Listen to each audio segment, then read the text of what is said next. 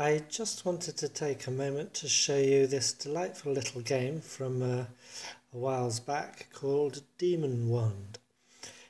I'm in the middle of playing the game now, and I was a bit sceptical when I first picked it up recently, but as I said, I'm finding it delightful, a real fun game, and I'm just going to take a moment to show you what it's about, just a sort of quick overview. I'll hopefully do this in about half an hour maximum. The story is that I've just come back, or we've just come back from a 2-week holiday. We went to Lapland and then to Bristol in the UK. And back in the UK, which is where I'm from, I had the chance to pick up some of my old games and pack some more up to bring over here. This was one that I managed to throw into our suitcases.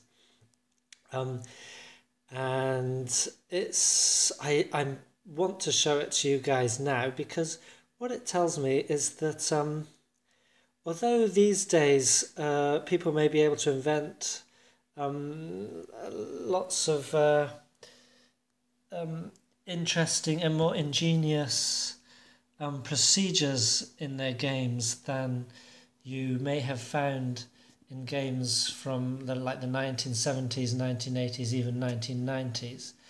Although we may have these more ingenious procedures, it doesn't mean that a simple concept game such as this cannot provide ingenious play for the players, and that's what I'm finding here.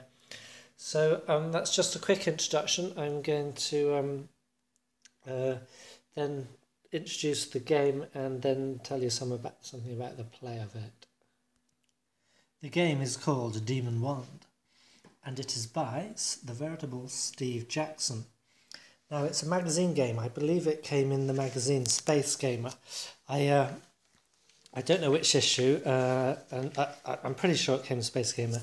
I'm sorry, I don't know exactly when, because as you can see, I pulled it out of the magazine, and I have not I might have retained the magazine, but in some other storage position. So the game, what's it about? Well, you can see it hasn't got many rules. They're quite written quite small type. Oops, sorry. 1, 2, 3, 4, 5, 6 pages of rules. Half of that page is advanced rules. That's basically giving certain characters magic items.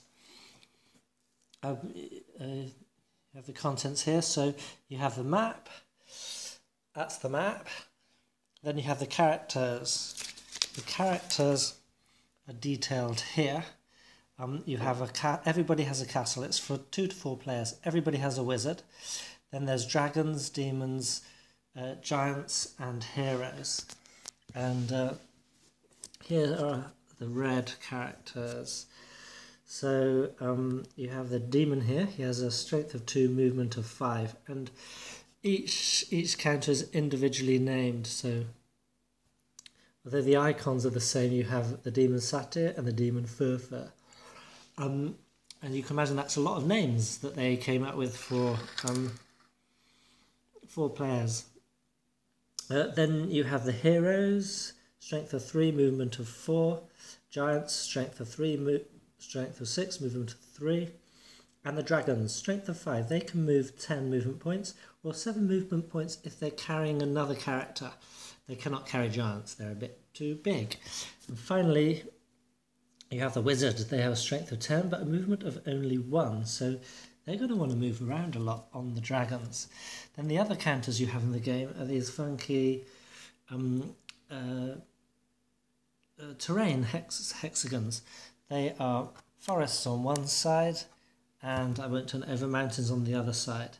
The reason why I won't turn it over is because, unfortunately, it being a magazine game, the counters were printed on, that's actually too thin cardstock in the magazines, and they're really flimsy. You could actually, if you had the magazine punched back the character counters first, you can't back the terrain counters. You might be able to photocopy them and put a copy on the back. That would be well possible. And finally, everyone has a castle. You set up, you take it in turns. Oh no, first you have your wizard and your castle, and then you spend 20 strength points and buying characters that you wish, and then you take it in turns setting up then you take into you have different variable terrains. You see there's on the map, there's these, here's a part, detailed on the map, there's a part of a winged serpent. Over here there's a gremlin. Now they're used for initial placement of terrain. So you have different types of terrain placement you can choose depending on your scenario. I chose one where we had mountains here and mountains here essentially. All the other terrain you can see was created, additional terrain was created by the wizards in the game, and that's the most ingenious part of it. There's more to it than that though, I'll get to that in a minute. So that's the characters, that's the map, that's the terrain. So you have characters, you have movement, you have combat, there's one combat results table, very simple. You have recruitment of neutrals. You can see on the map there are these white characters, they are neutral. There's explanation of terrain variance and victory, and then advanced rules and magic items. That's it.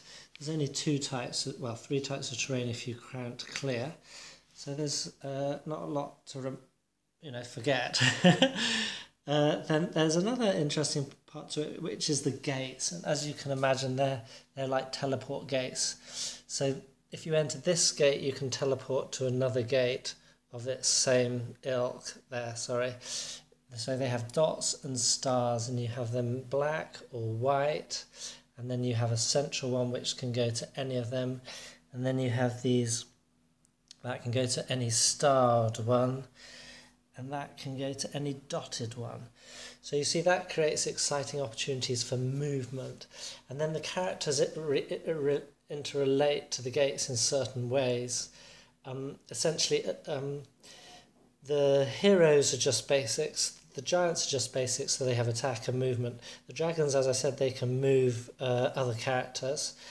And then the demons are extremely useful because although they're weak characters, what they can do is they can block a gate. So if they're standing on a gate, nobody can come through it. They can be attacked from outside the gate, but someone on another gate, essentially a gate is adjacent to its counterpart. So if you had a demon here, any fellows trying to come through here can be blocked. It's up to you because you can also, in the 3 or 4 player game, you can also loan your characters to the other player, so you could have shifting alliances and so forth like that. I'm just playing it 2 player at the moment.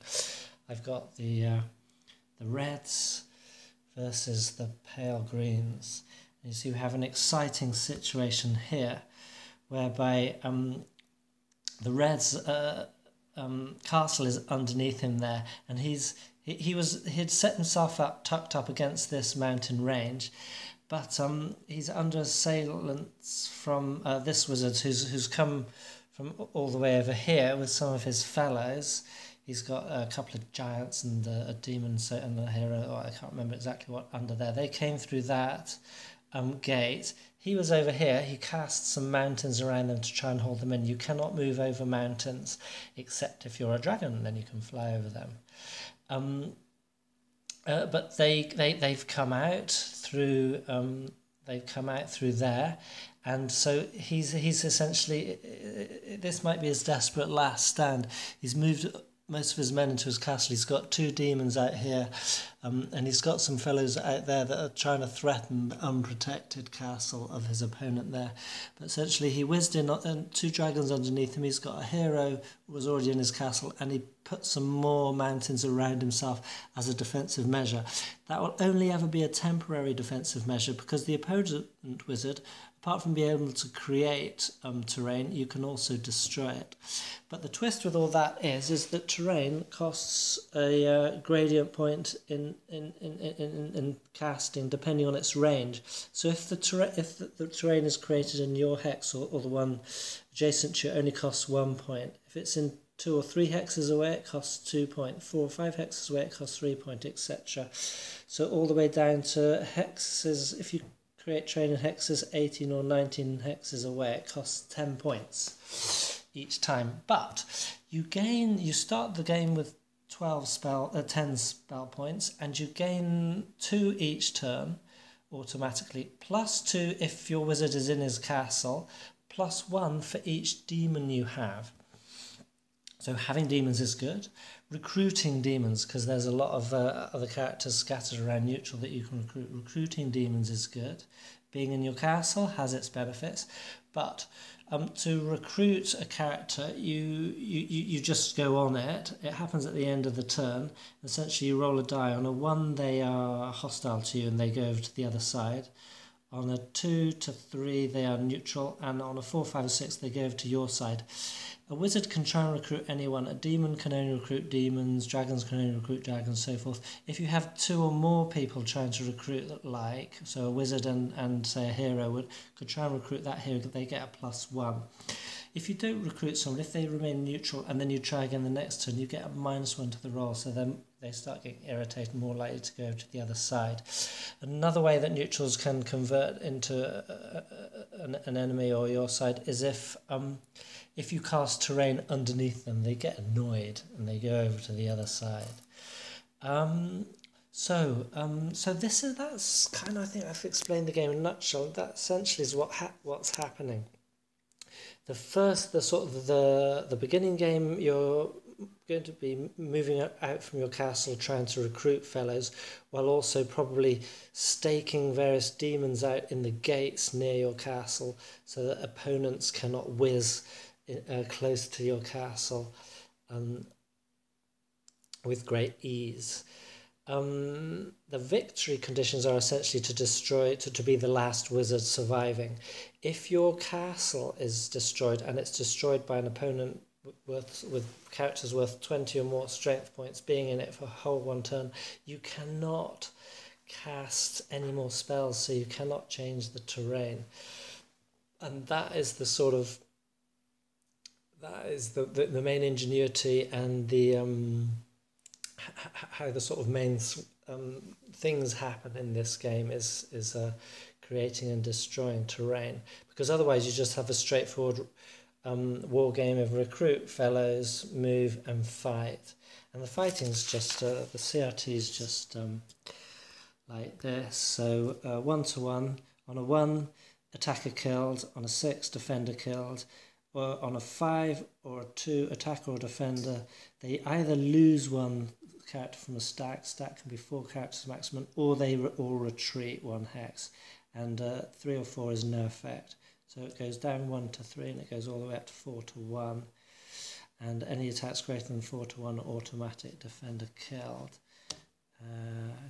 Anyway, so that's all you need to know about that. That's quite simple. So it would be fairly boring if it was just recruit, move, fight, and although the gates create interest because they create obviously focal points for defense or maneuver and surprise maneuvers. You could think of them like your helicopter transportation, mobile troop transportation these days, something like that. Anyway, but as you can see, creating the train is what creates excitement. You can block people. You can create a forest on a hex with characters, and those characters get lost, so essentially they cannot move the next turn after that. Then they're sort of place them above the forest and they can move off then. You cannot place forests or any terrain on a hex with a wizard, a hex with a gate, or where there's already other terrain. So your wizard is exempt from that. If you place mountains, as I said, no one can move through them except for dragons, which move over them. It costs them 2 movement points though, because they have to obviously fly high for that.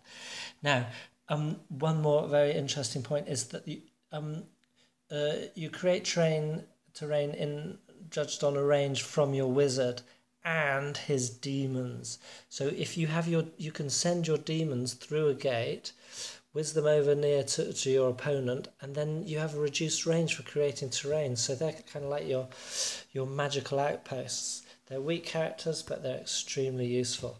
So I kind of gave each of these fellows kind of like a balanced, a bit of demons, a bit of heroes, a bit of giants, and a bit of dragons each, a slightly different mix at the start of the game.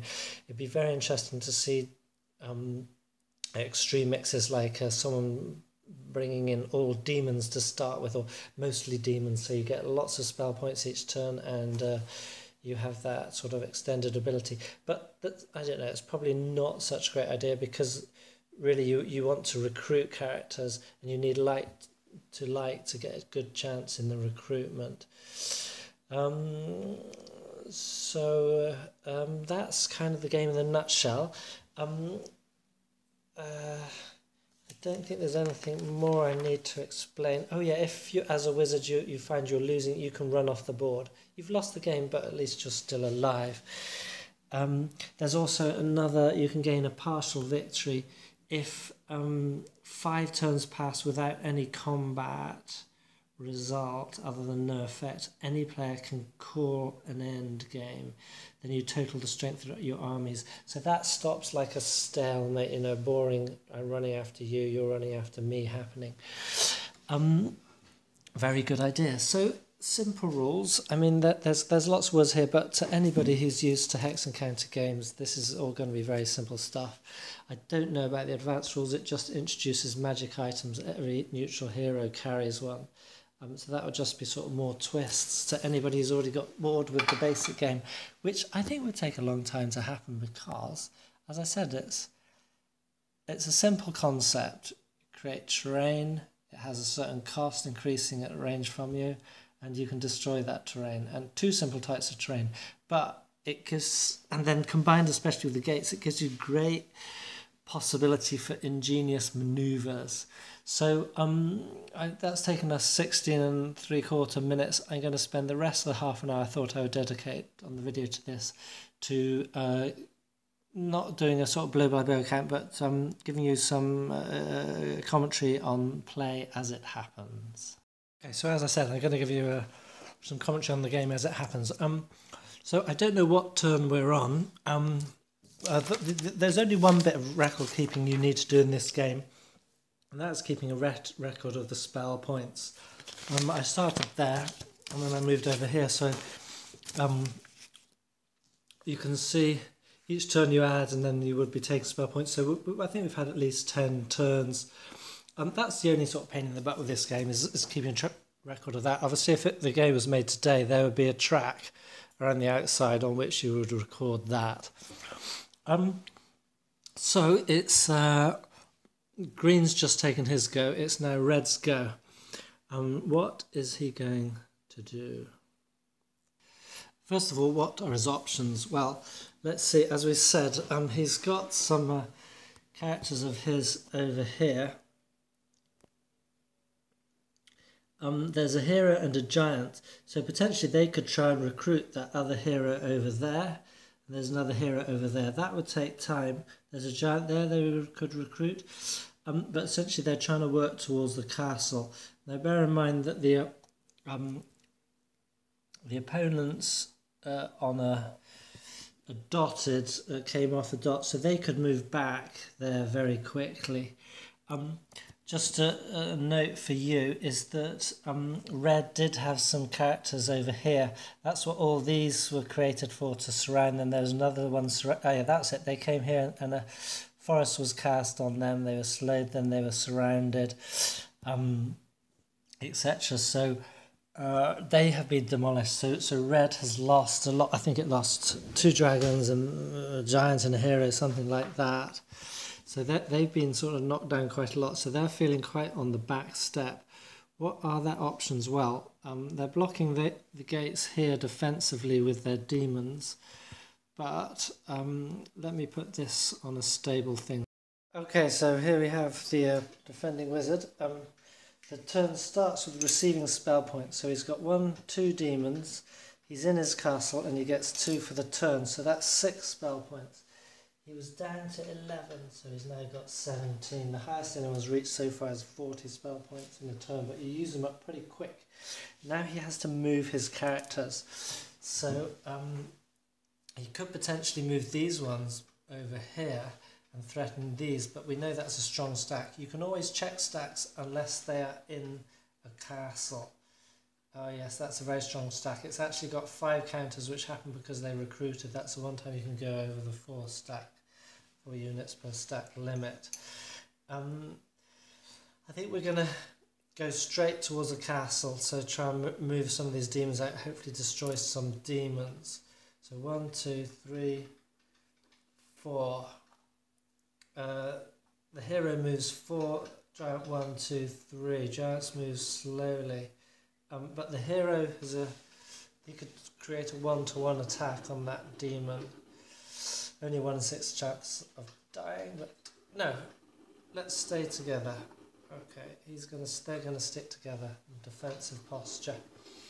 Now this demon could potentially move here, here, or here, or here, or here.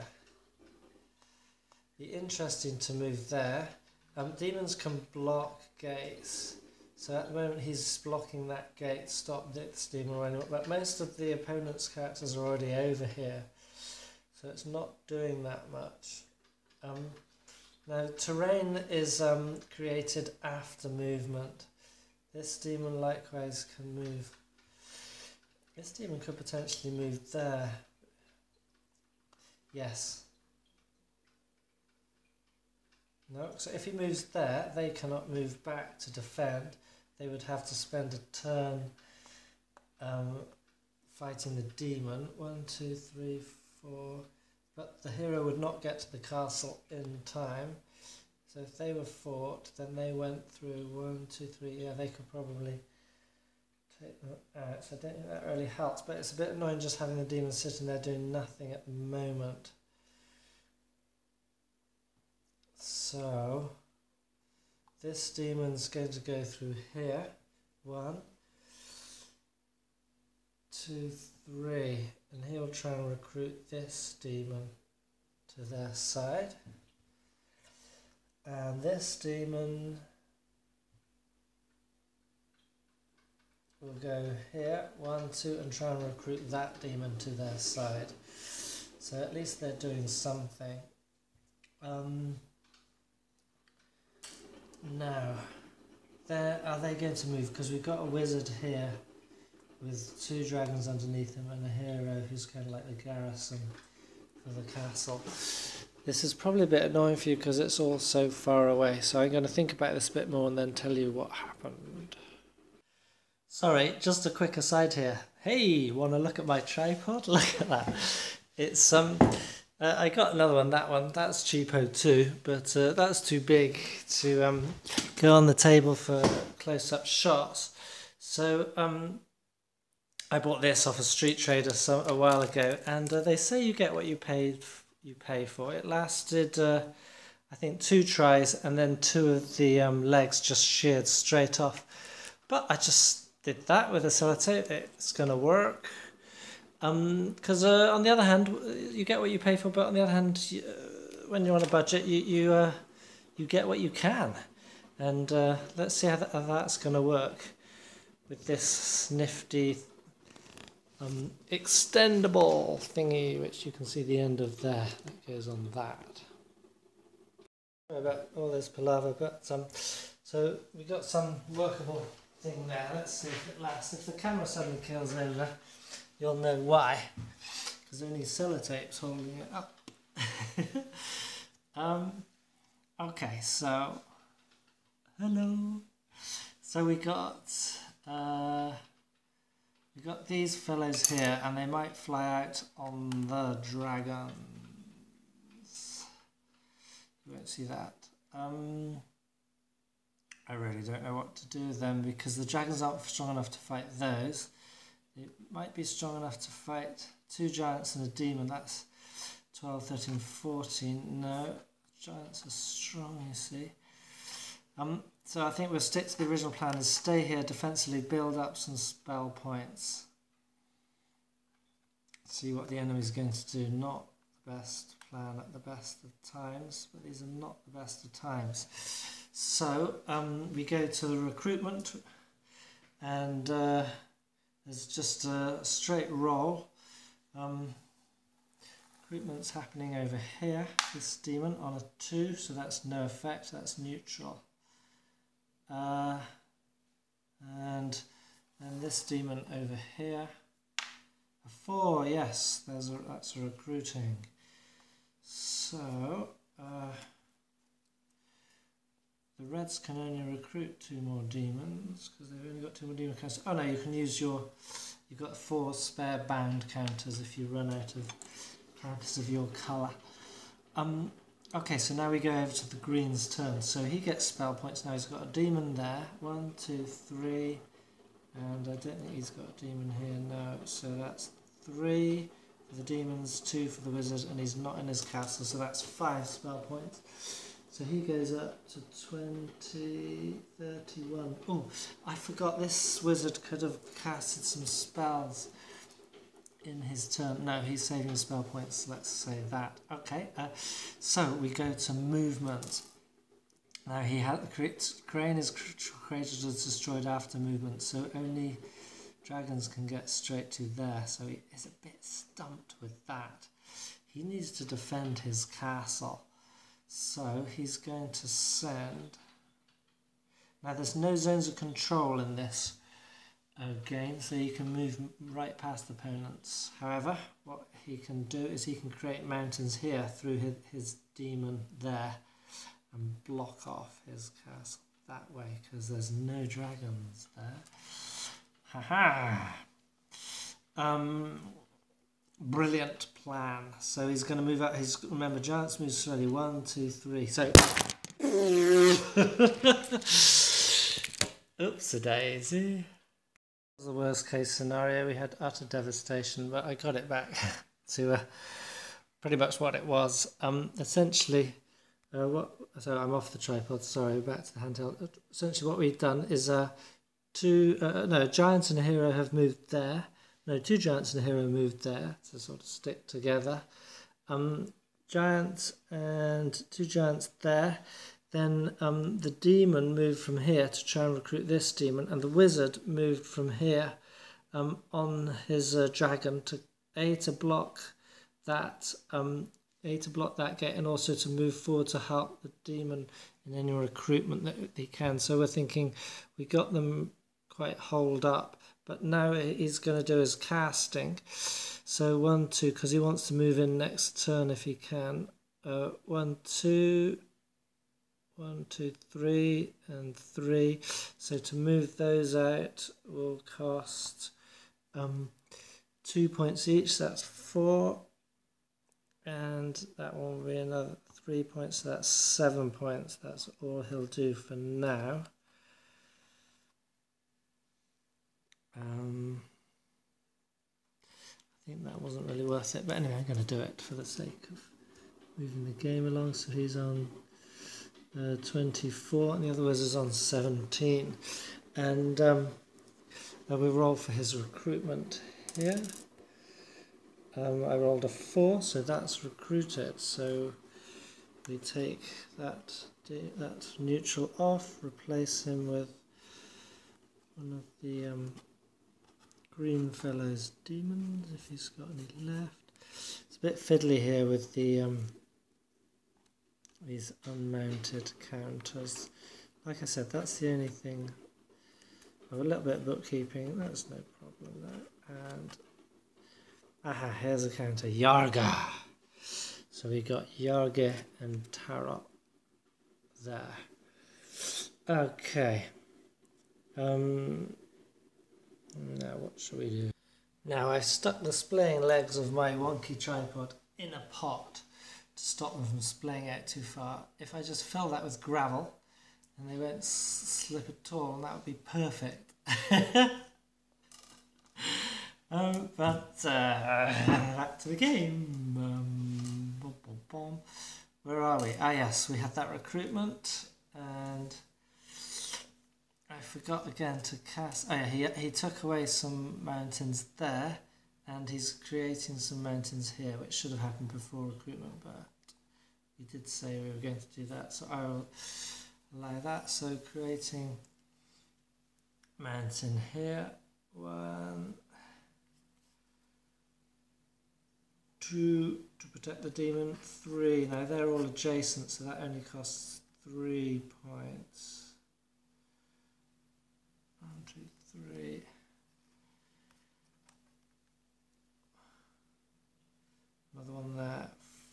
5.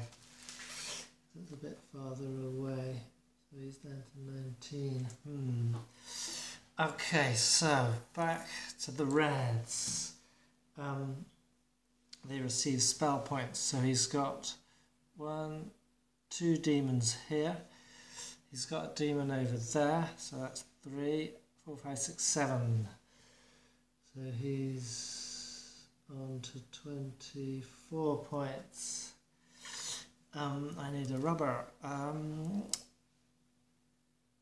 So now his movement.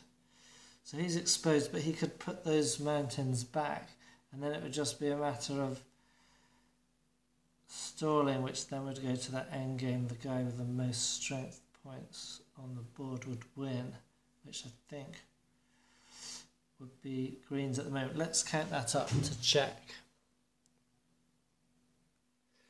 Okay, so the strengths on the board, that's combat strengths on the board at present, are 50 for the greens and 38 for the reds. So if we go on like this for 5 turns, then the greens would have won. So then it would be a race to see who can recruit more. And the reds are at quite a disadvantage there.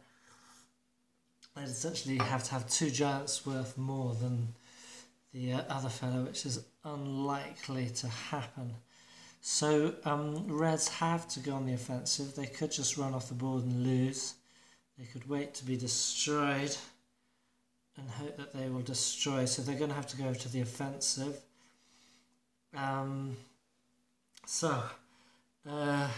Let's try and take out. So they have movement first. Let's try and hit a stack with one of ours and hope we're lucky on the combat, and then maybe encircle another stack or slow another stack down with woods. So now you can cast terrain underneath your own fellows, so that would be a cunning tactic because you get defensive +2 in the woods. So what we're going to do, we're going to go against these giants, because I think that's 2 giants in the hero. Yeah, these are just 2 giants, so I'm going to go this way, so that's 10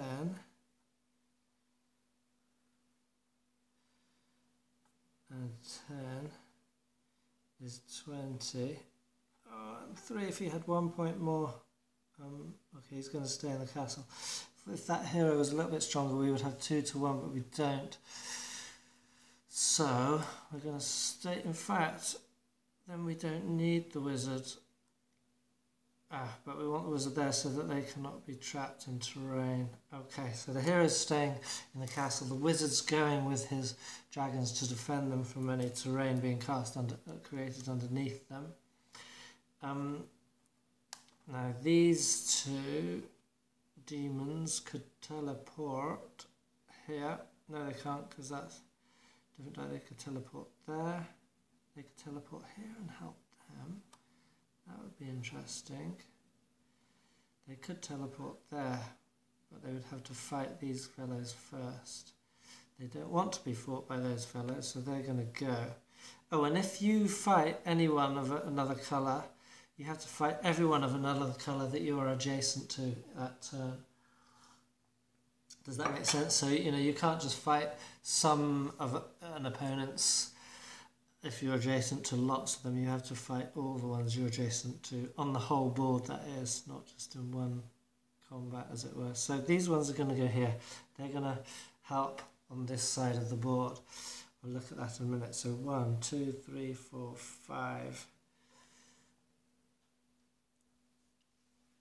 Okay. And these fellows here. 1, 2, 3, 4, 5. Okay, I'll just move that. I think you can see that now. So these demons went there, up to there. Demon moved off. He's given up trying to recruit him because there's more chance he's going to be hostile next turn. 1, 2, 3.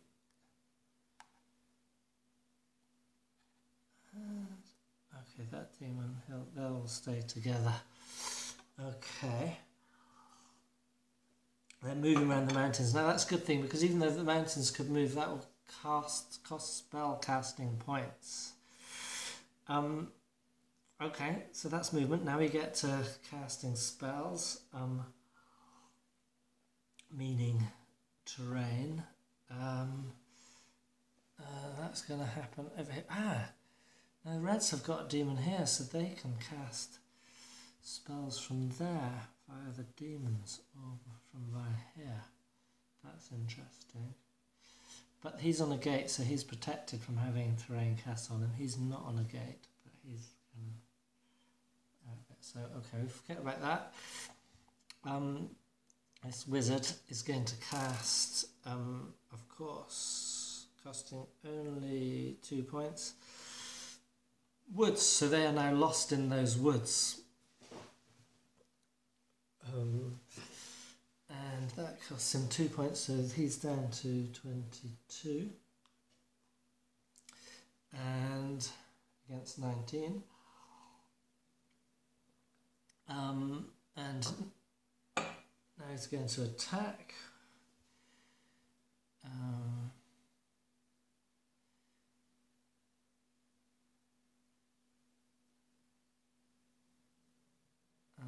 Oh, he's going to create some more terrain. 1, 2, 3. So he's going to create terrain where he is.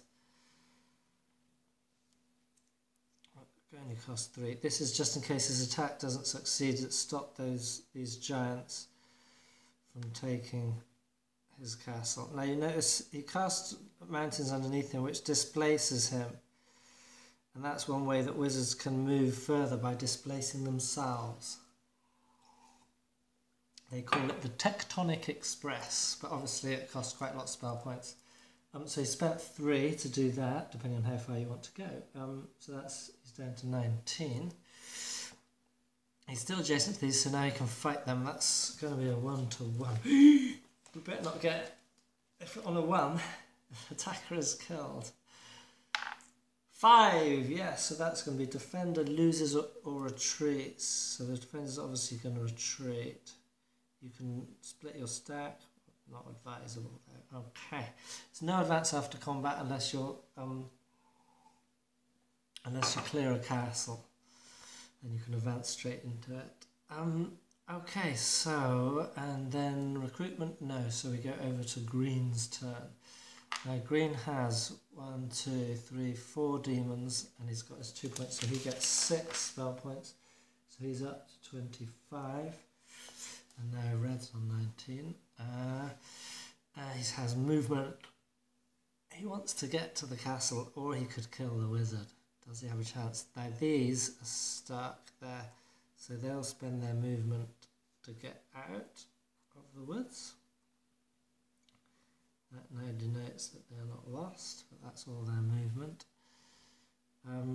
They could go for a 1-to-1 attack, and on a 1 in 6 chance we would win the game. I think that's about as well. My wizard's here on a dragon.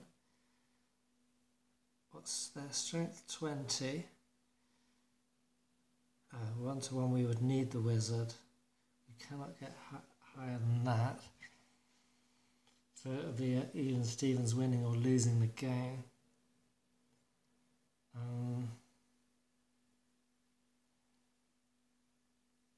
But essentially we need to get close to here, keep him close to here, so it's continually creating, destroying each other's terrain, and then have the rest of the decider happen with recruitment and combats on the other side of the board. I think that's what's going to happen here, because we got a balanced game of 2 players. With obviously 3 or 4 player game, things would be a bit different. There'd be other things going on as well. So I think that's what we're going to do. He's going to go there, adjacent to that terrain. These demons are going to be 1, 2. 1,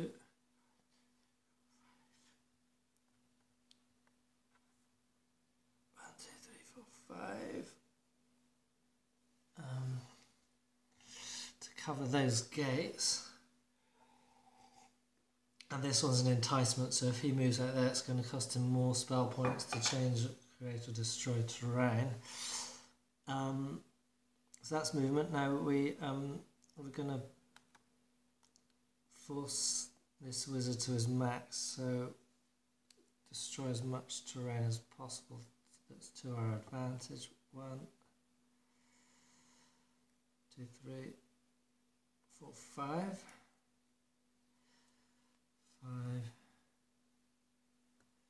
6, 7, 8.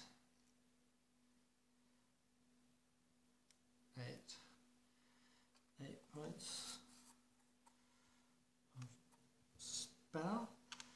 Okay, so he's down to 17. And have we got recruitment? No, that would have been... I didn't move demons over here. 1.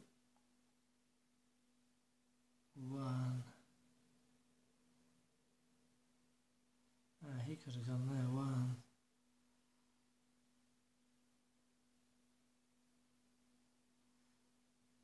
2,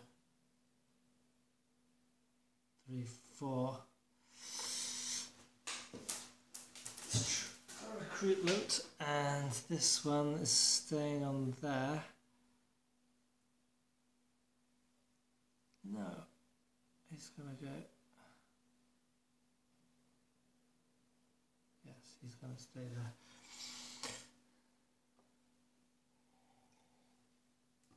Okay, so recruitment 1, hostile, so he goes over to the other side. And I essentially get displaced. Okay, that was interesting. So over to the reds now. So red's got an extra demon. He's got, how many? He's got 1, 2, 3, 4. 4 demons and himself, so that's 6 points. So he's on 25. Movement.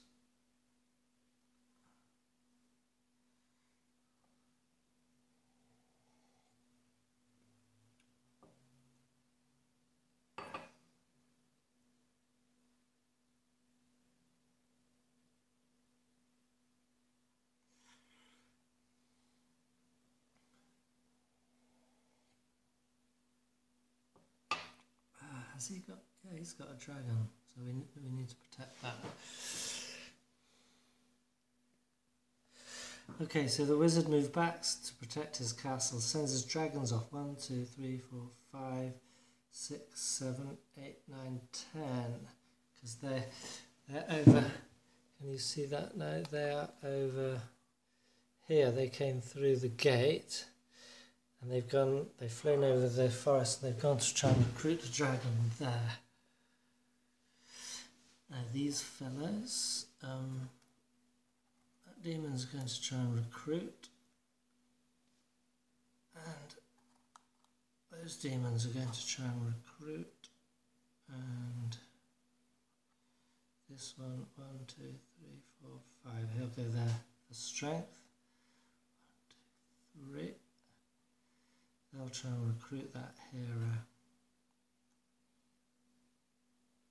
Okay.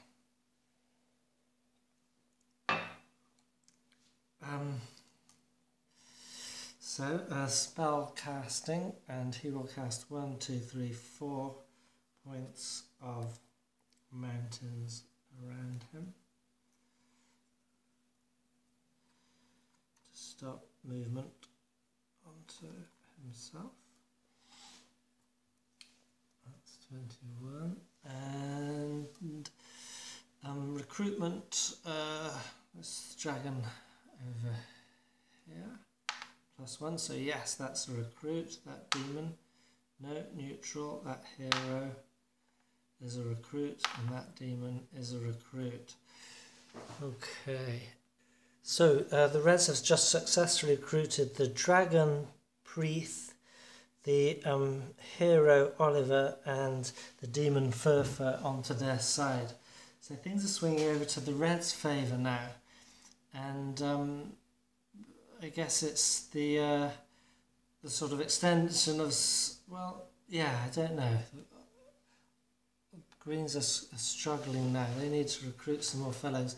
and their castle is under attack. They're going to have to fall back and defend that. So the game has swung. Now I'm not going to play this to completion, and I think I've shown you enough of how the game plays. Maybe I'll come back just for a couple of minutes of a sort of my summary of thoughts on it a bit later.